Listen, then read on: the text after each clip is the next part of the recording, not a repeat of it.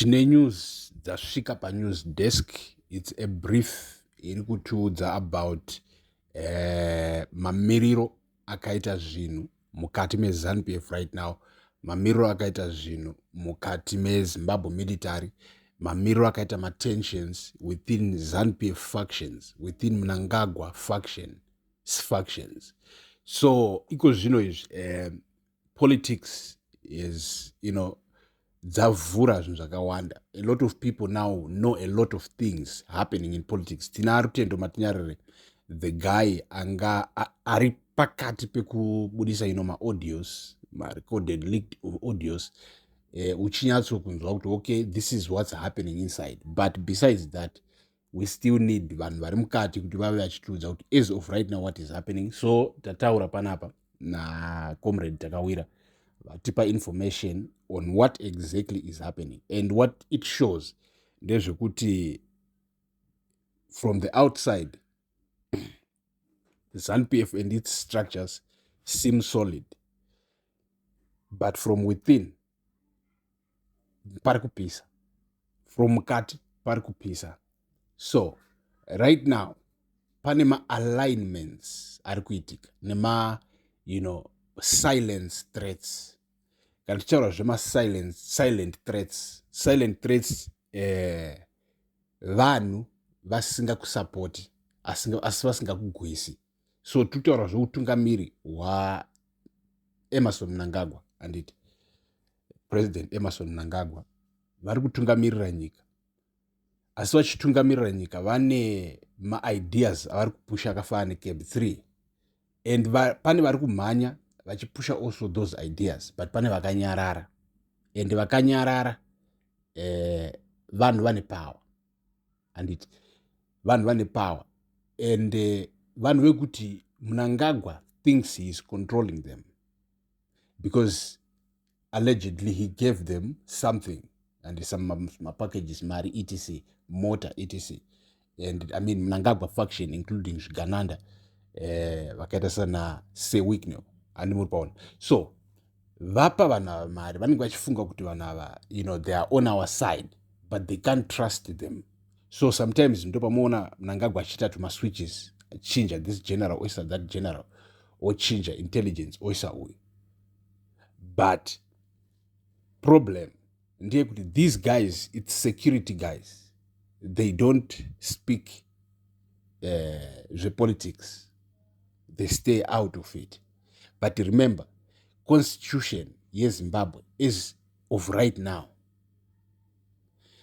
inoti iyo, the military must uphold the constitution, must make sure the constitution is upheld munyika.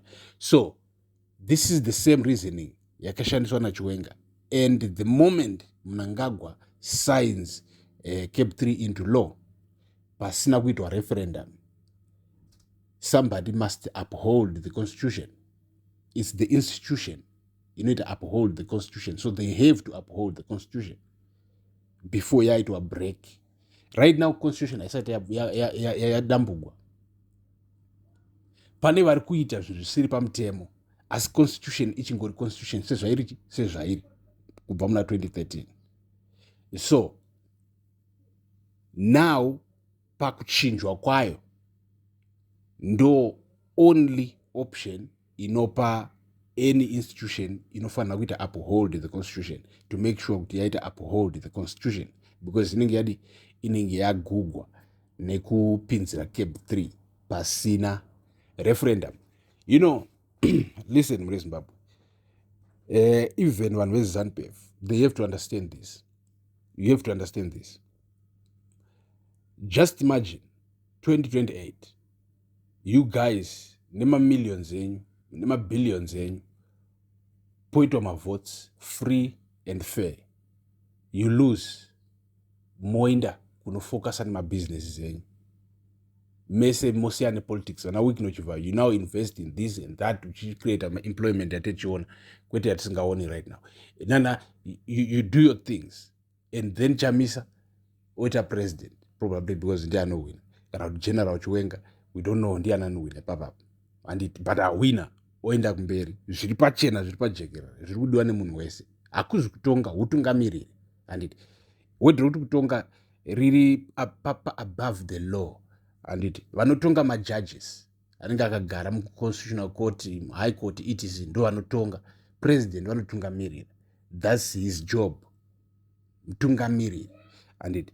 So this is what's happening right now, and vakawanda vari silent about this whole thing, and vese vari silent ava vanosanganisira even vana retired general PV Svanda akabuda mumilitary hapana kana 2 years right now as we speak, and hapana kana 2 years. So kana pasina 2 years zvichireva kuti he still has that influence, and they are quiet about Cape 3, man, it's a bad thing. And even vakachinyora chinhu ichi vanozviziva kuti icho pachacho hachisi righteous, chinhu chiri very bad for the people, like chiri selfish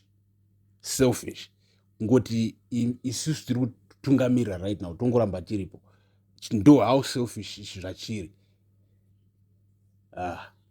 So muri Zimbabwe, stay tuned, more information, more analysis, more news dzinenge dzichiuya pano.